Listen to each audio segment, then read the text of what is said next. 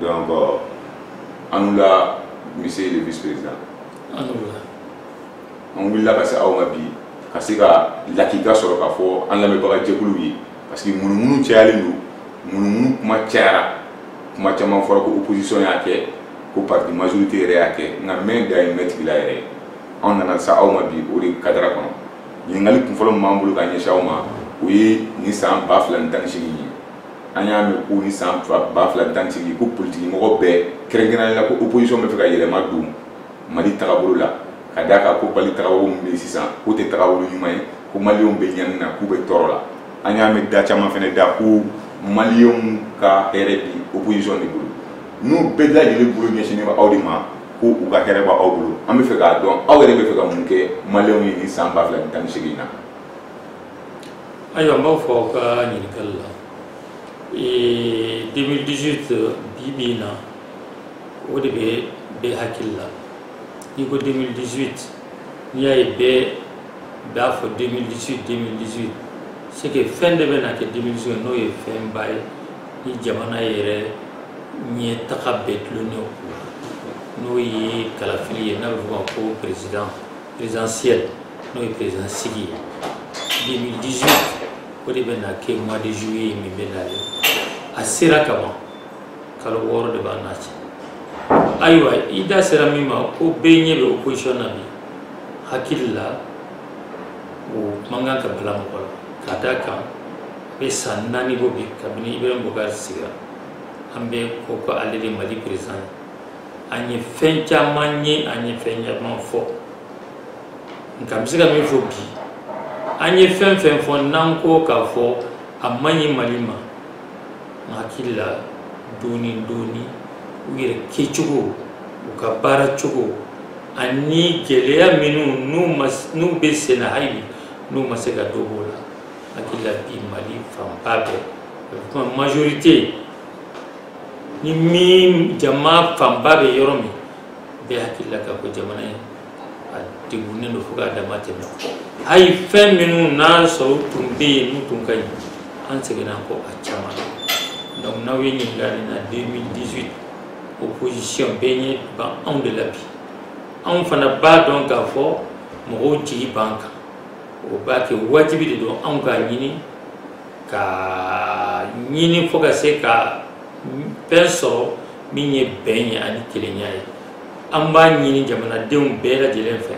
Mais yana ka solutama. On y opposition non be fanga nini. On y le chogodi ani nyonje. C'est qu'à faire kabini sankura damina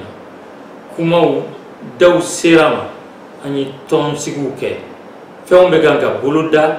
wala sa amsika ke ko kulu kili chugumi ka do dakilen fe ka ko dakilen fe wajibi de namba fe fanga mi be yempi no manani hera jamana ko o se ka trachu atika ta namba be o ben fana kechugo de bala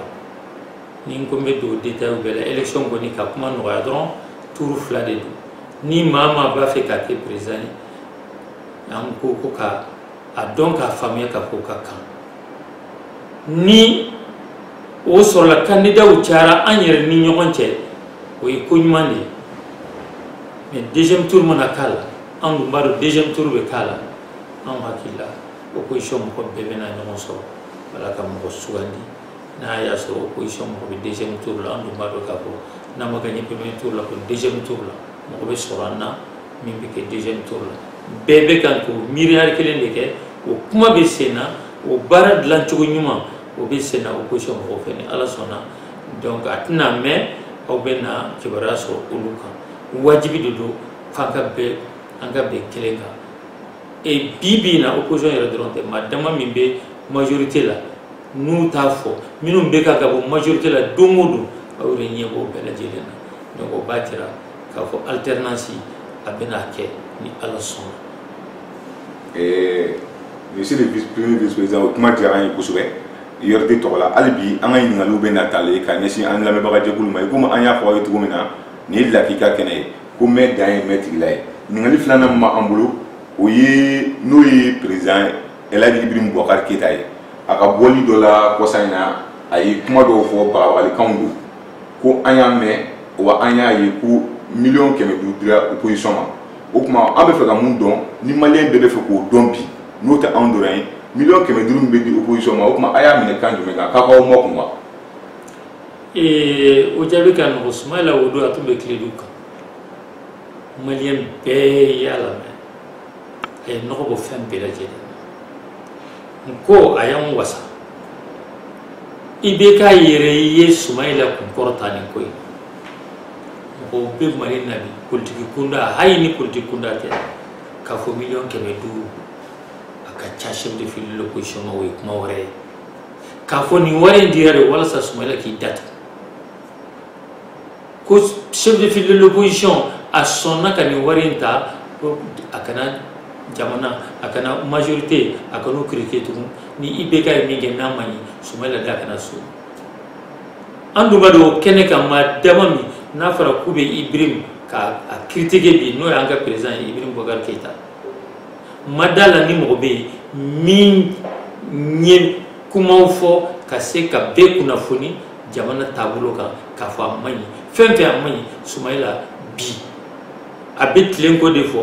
a tɛ nkalon tigɛ dɛ mais a bɛ fɛn fɛn fɔ a b'a jira maliyɛnw na k'a fɔ min bɛ kan ka kɛ a ma ɲi opposition yɛrɛ bɛɛ lajɛlen an ka députéw don o don baara min kɛra ɲinan opposition fɛ ka fanga ka kalabantiyaw a ka nanbaraw u ka yuruguyurugu k'u jira ni ɲɔgɔn ma deli ka kɛ fɔlɔ parti politique fɛ hali opposition fɛ an ye opposition dɔw dɔn u tun ka baara bɛɛ ye ka bɔ ka marche kɛ ka yɔrɔw kari ka yɔrɔw jeni an ye marche dama min kɛ aw bɛ bɔr'o kalama mɔgɔ ma jogin fɛn ma kari lamba ma kari foyi ma kɛ ni hɛrɛ ni baden nka an sera ka kunnafoni ɲini di jamanadenw ma nafa min sɔrɔl'o kɔnɔ o tɛ se ka fɔ ka ban donc ni IBK yɛrɛ y'a fɔ k'a fɔ 1,500,000 ale y'o di o wari opposition ani chef de file o bɛ kan k'o kɛ moyen ye ko k'ale nini n'o ye donc maa ma tun bɛ siga ka fɔ Sumayila o wari bɛ se ka Sumayila bali ka kuma donc IBK yɛrɛ y'a jira k'a fɔ donc a ma ko ye donc ka opposition dɛmɛ o ye wajibi ye ni 500 millions ni ɲɛ mun ye Sumayila ye détail bɛɛ fɔ 500 millions ni a ye kalo o kalo o ye 400 millions à peu près a bɛ bɛn o de ma n'i ye 1,500,000 ta k'a jɛnsɛn kalo 12 cɛ a bɛ bɛn 4,7 ɲɔgɔn na Sumayila ye minnu fɔ premier ministre 7,7 millions kalo o kalo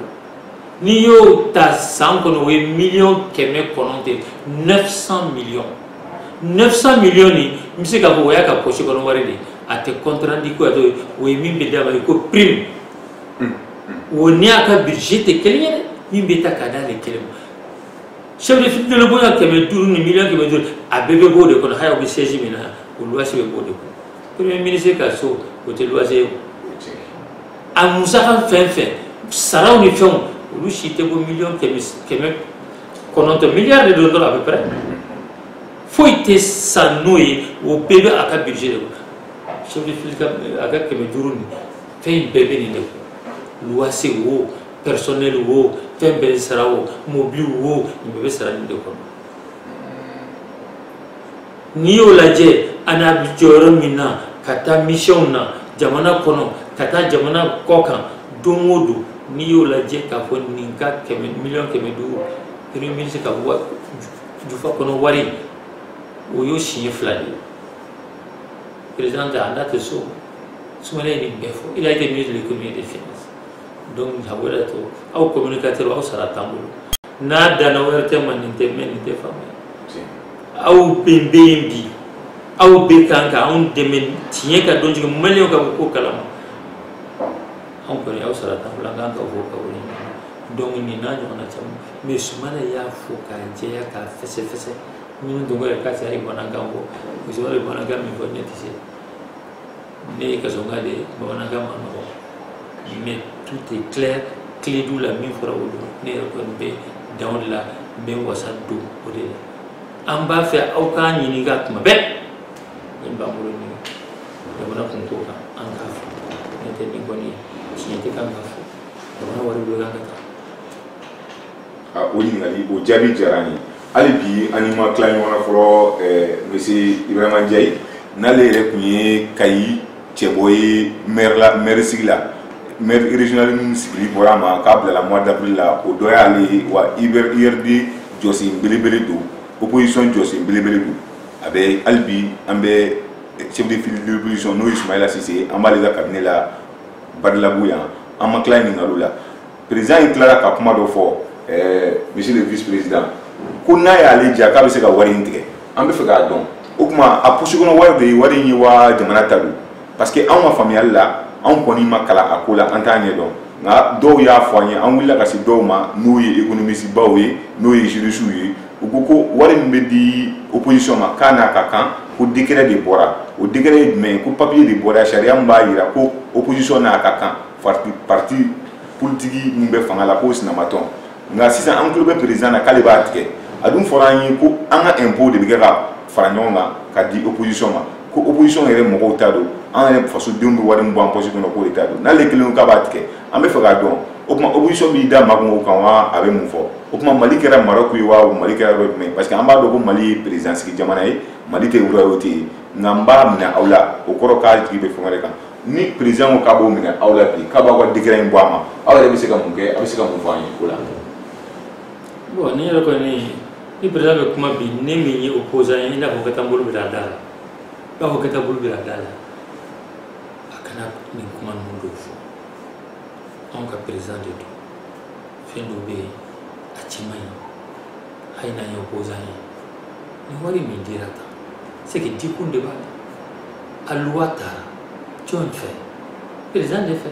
a ka député de fana y'a voté e o tuma mun na ale nege pour Soumaïla k'i ma kuma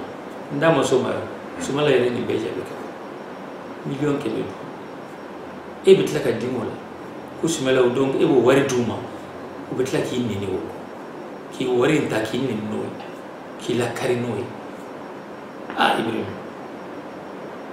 anw tɛ ɲinɛ k'a fɔ an bɛɛ de kelen ye ne ye nin voté nin man kan ka bɔ i da tuguni nin bɛ mun jira anw bolo i n'a fɔ i ye nin kɛ publicité de kama mais a t'i sɔn mun na b'a fɛ dɔrɔn mɔgɔw k'a fɔ ni n ye nin kɛ u b'a fɔ n ka ɲi ɲɔgɔn tɛ mais k'a sɔrɔ i y'a di kun wɛrɛ de la i tun ka to n'i ka position fɔlɔ in ye i ka bonya b'o de kɔnɔ mais ne b'a dɔn k'a fɔ i kɛcogo de ye nin parce que fɔlɔ tɛ nin ye o i bɛ sariyaw ta k'a sɔrɔ sariya min don a man di ye mais i b'a fɛ diinɛ bɛɛ k'a fɔ ko i ɲɔgɔn tɛ hali opposition na i ye nin d'u ma donc n'o kɛra yɔrɔ min opposition man kan ka kuma i y'a ko de kama i tɛ démocrate ye ni n ko i bɛ nin ɲɔgɔn kɛ i fɔlɔ tɛ nin ye musow ta i ye nin kɛ i ye loi ta loi ɲumanba an bɛ tɛgɛrɛ fɔ a ko la maa si min a fɔ k'a man ɲɛ an bɛɛ ko loi ɲuman de don an taara élection na an bɛ ye loi nin an y'a sabati muso dama min ye place sɔrɔ la a ka ca o bɛ kun kɔrɔta mais e de fɔlɔla tuguni k'o loi violer f'an opposition an ye cour saisi k'a fɔ ko i ye min kɛ donc a man kan sariya ma bato surtout sariya min e yɛrɛ y'a sigi sen kan ni nin fana kɛra o kɔ o b'a jira donc i bɛ fɛnw kɛ pour des considérations politiciennes donc nin tɛ ko tiɲɛ ye ne t'a fɛ yɛrɛ k'a ye nin bɛ kuma la et puis a sabanan ye min ye e mana kuma i n'a fɔ faso wari ye e ta de ye ko nin bɔ filila dɔɔni i tɛ filila yɛrɛ o i b'a dɔn pɛrɛ wari bi administration n'o ye cikɛdaw ye n'o ye faso ka cikɛdaw ye i y'a bɛɛ k'i yɛrɛ ka fɛn e bɛ kuma komi ni nafolo ni e ka tiɲɛ talen de don e halala wari de don donc i ma sɔn donc i b'a ta k'a fɛn komi n'a sɔrɔ e yɛrɛ ka wari i ka wari tɛ dɛ maliyɛnw ka wari tɛ u ka l'impôt a kalifalen ma de i k'a gérer ka ɲɛ mais kabini nana i m'o kɛ i kana ka nin kumaw bi da tuguni nin kelen kɔ i y'i ka baara bɛɛ ci i y'a bɛɛ lagosi maliyɛnw bɛ tigɛlen bi la bi o de y'a to hali n'anw ye opposition an t'a fɛ ka nin kuma in k'a fɔ don o don maliyɛn minnu lamɛn olu bɛ tigɛlen bi la ayi bilen i kɛra n ka ɲɛmɔgɔ ye ɲɛmɔgɔba kabini bi ma se kabini parti sera dɔrɔn fɛ fo ka n'a bila bi la e de ye Mali président de la République anw bɛ ala deli dɔrɔn ayi bi gɛlɛya min bɛ bi n'o bɔra e yɛrɛ sababuya la i ka se k'i kɔ i k'i yɛrɛ minɛ dɔɔni sini Mali ani e yɛrɛ an ka se k'an bolo di ɲɔgɔn ma nin bɛ se ka taa ɲɛ cogo min an bɛ se gɛlɛya in na cogo min mais nin kuma ninnu tɛ o man ɲi da a tiɲɛni tɛ a b'i lagosi i lagosilen don ka ban vraiment c'est tubabukan na c'est avec beaucoup de peine que je reviens sur ces choses mais i bɛ nin ko tiɲɛ tɛ n bɛ dan n hakili la i tɛna se ka ne ɲɔgɔn wɛrɛ fɔ mais n ko n'i bɛ kuma i b'a fɔ n ka taa mobili biri da la parce que après tout i dɔgɔnin bɛ yen après tout i y'an ka ɲɛmɔgɔ merci. o ɲininkali jaabi diyara n ye i komi an y'a fɔ aw ye cogo min bi ta ye lakika dan ye mɛ dan ye mɛ tigila ye an bɛ munumunu caman mɛn nka bi an y'an sen bɔ an kɔrɔkɔrɔ ka na n'o ye opposition fanga sinamatɔ mɔgɔw ye ka n'u fɛ yen u k'an kunnafoni a komi an ye jaabi caman sɔrɔ lakika émission lamɛnbagaw aw bɛɛ lajɛlen kunnafoni na dugudugu banna nka an bɛ ɲininkali kelen kɛ n'o ye kuma laban ye k'o fɔ an ka cɛkɔrɔba n'an ka vice président de l'URD ko le chef de file de l'opposition k'a yɛrɛ taara taama la ko George Weah n'ale kɛra Libéria président kura ye k'a ye wele bila a ma wele kelen-kelennin maliyɛn miliyɔn 500 cɛ maliyɛn miliyɔn 15 cɛ la ko Soumaïla ka k'a ka kɛnɛ kan k'o de ka d'a ye ko wa k'a bɛ fɛ k'a ni Soumaïla Cissé tɛgɛ ka don ɲɔgɔn bolo walasa ka Libéria économie relancer k'a jigi bɛ maa min kan Afrique k'o ye Soumaïla ye maintenant an bɛ kuma di an ka vice président ma kuma laban jumɛn b'e bolo URD tɔgɔ la k'a ɲɛsin maliyɛnw ye jigi-sigi kuma ka d'a kan bi maliyɛnw bi an kɛra jigintan ye an kɛra tayɔrɔntan ye jigin ministère de ka bon ale bɛ se ka mun fɔ anw ye anw ni aw minnu bɛ k'a lajɛ n'u b'an jigi sigi sini ma sinikɛnɛ ma Maliko la. ayiwa Soumaïla taara bi tagama a taara George Weah ka sigili la o ye fɛnba de ye Afrique kɔnɔ u ka Soumaïla invité o y'an bɛɛ ka kuma kɔrɔta de a diyara n opposition mɔgɔw ye a diyara an URD parti tɔnden bɛɛ lajɛlen n hakili la min kɛra Libéria démocratie vraiment u y'a dilan ka ɲɛ kalafili de nana ni Weah ye a siɲɛ fɔlɔ tɛ nin ye a siɲɛ filanan tɛ nin ye a y'a dan ten nin sen de ala y'a dɔn garisigɛ la an b'o duwawu kelen de kɛ an ka président ye n'o ye URD président n'o ye chef de file de l'opposition k'a fɔ ni 2018 kalafili ala bɛna nɔgɔya an fana k'an dɛmɛ an ka se ka jamana in bɔ nɔgɔ la Soumaïla n b'a dɔn bi a kɛra Mali ye o a kɛra Mali kɔkanna ye o bɛɛ jigi b'a kan parce que gɛlɛya bɛ Mali min kan la surtout insécurité yɔrɔ la n'o ma ɲɛnabɔ Mali dɔrɔn tɛ dɛ kɛrɛfɛ jamana nin caman bɛ yen u tɛ sunɔgɔ da de bɛ k'u ye sunɔgɔ to donc o de y'a to mɔgɔw bɛ kan ka a faamuya k'a fɔ n'an ka démocratie fana bɛ k'a cogoya la sika man kan ka sɔrɔ Soumaïla 2018 kan ka k'a ka sanɲɛ an b'o baara de la peut-être an bɛ duwawu ɲini bɛɛ lajɛlen fɛ an dun b'a dɔn ni vote kɛra a ɲɛ ma maa min en tout cas ni bɛɛ sigilen bɛ k'a fɔ e ka chance ka bon a kelen tɛ candidat ye dɛ ka tɛmɛ tɔw kan o ye Soumaïla ye k'a d'a kan vote tɛmɛbagaw a ka parti ye min sɔrɔ parti caman m'o sɔrɔ an ɲɛ bɛ min fana la don o don ala ye don o don da maa kuraw de bɛ na an bɛ min dɔn i n'a fɔ IBK ka mandat daminɛ tuma bɛɛ girinna ka taa a fan fɛ u tun b'a ɲɛna k'a fɔ a bɛna maliyɛnw dɛmɛ k'u bɔ nɔgɔ la mais a tɔ kɛra min ye sisan bɛɛ b'i yɛrɛ ɲininka aw yɛrɛ ɲɛ b'a la ni n bɛ nkalon de la allez du monde il va me connaître ministre de démission il va connaître parti de la majorité minum bora bra a chama na opposition do ko hay mutina opposition na majorité ko ni ko teto yento be min fawiye anta e chesi kalu woro de to wallahi men kali alatu ambe bara minabi amba ka jamana hamide bana an dalil ko kelena nanye famaso fronte to ni ko kelinka angani abana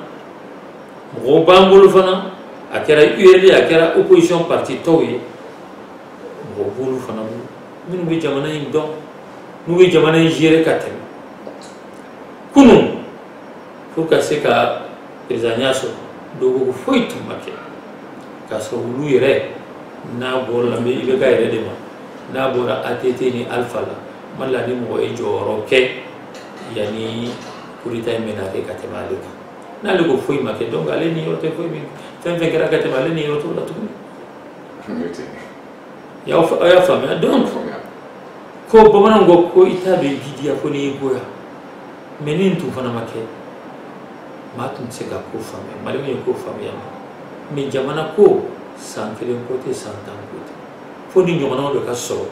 wala sango e fen jama fama ya u bado jonye nun tayi promesse la hiru kangeli tigi ya fende na ya so ada le te tieka abela ba ka bana tiebela a tien bangena bi am bi mi ni no am bi mi ni ala fe yurugu ani nambara akana to fangai min bi seda fanga min be mi o kase ka to no tora abina ke balo abina ke ni misai abina ke fitne radi amma ala dilola amo nyara ko kabni sisa ante mo woni ante galu dige ka do mo me aibi ambi troke anyi minyebi malew nyi minyebi na kila manganga kuma ka temeninga